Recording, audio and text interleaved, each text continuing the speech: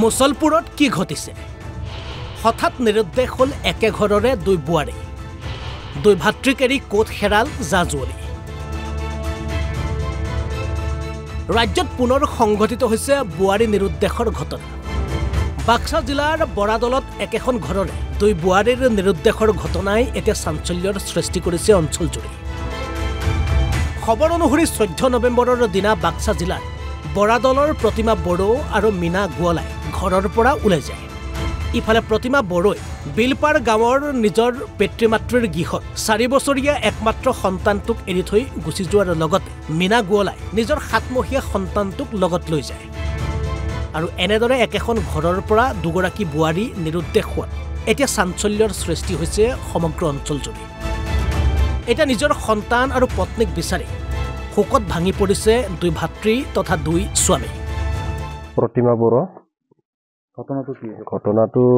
মইতো ৰাতিপুৱা ফোন কৰিছে কথা পাতিছোঁ ৰাতিপুৱা কথা পাতিলি মাকৰ লগতো কথা পাতিছোঁ ৰাতিপুৱা পিছত মই 10টা মান বজাত ফোন কৰিছোঁ ফোনটো ৰিচিভ কৰা নাই মানে বেলেগৰ লগত ৱাইটিং পাই আছোঁ মই কথা পাতি আছে বেলেগৰ লগত পিছত মই থাকিলোঁ এনেকৈ থাকি পেলাই অলপ দেৰিকৈ আৰু ফোন কৰিলোঁ ফোন কৰাৰ পিছত ভণ্টিয়ে ক'লাক ওলাই গৈছে ঘৰৰ পৰাই ওলাই গেলি মই তাতে মাকৰ তাতে ফোন কৰি পেলাই সুধিছোঁ ক'ত ঘৰ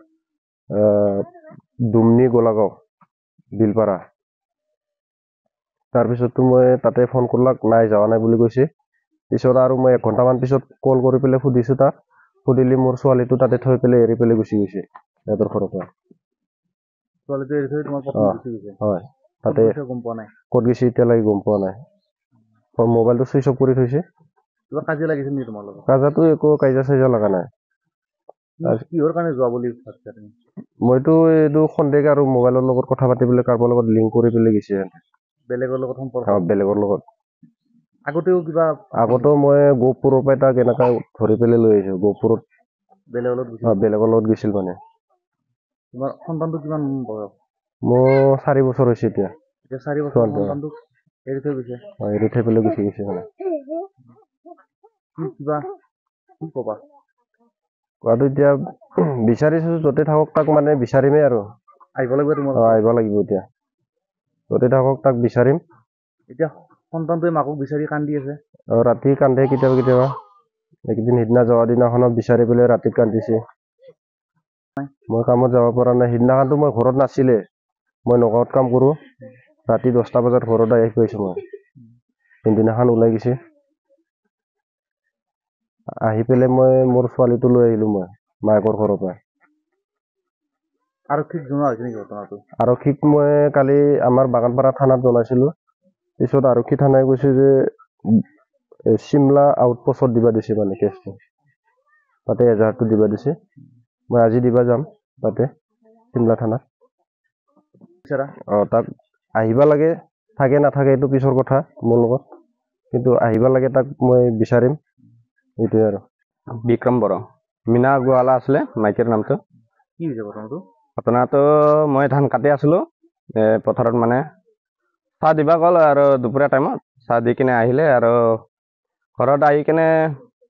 বৌ আৰু মোৰ মাইকীটো একেলগে দুইজনে গুচি গ'ল আৰু তিনিজনে ক'ত গৈছে এতিয়া ক'ত গৈছে মানে মই ফোন কৰিছিলোঁ দুপৰীয়া টাইমত যোৱা টাইমত বিজি দিবা গৈছে বুলি কৈছিলে বাচ্চাক তাৰপিছতো এইফালে আৰু ঘৰত অহাৰ পিছত গম পালোঁ পলাইছে বুলি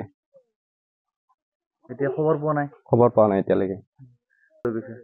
সৰু পোৱালি বাচ্চাকো লৈ গৈছে কিবা 7 মাহ হৈছে পোৱালিটো এতিয়া কি বিচাৰা তোমালোকে এতিয়া য'ত আছে এতিয়া আহিবা লাগে আৰু মানে বিচাৰিবা লাগে দুখ লাগি আছে মোক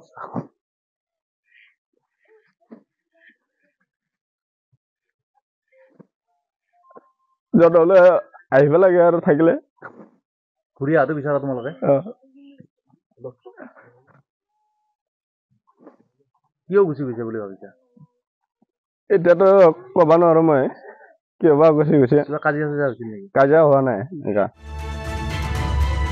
মুছলপুৰৰ পৰা মানস প্ৰতিম চক্ৰৱৰ্তীৰ ৰিপৰ্ট অসম লাইভ 24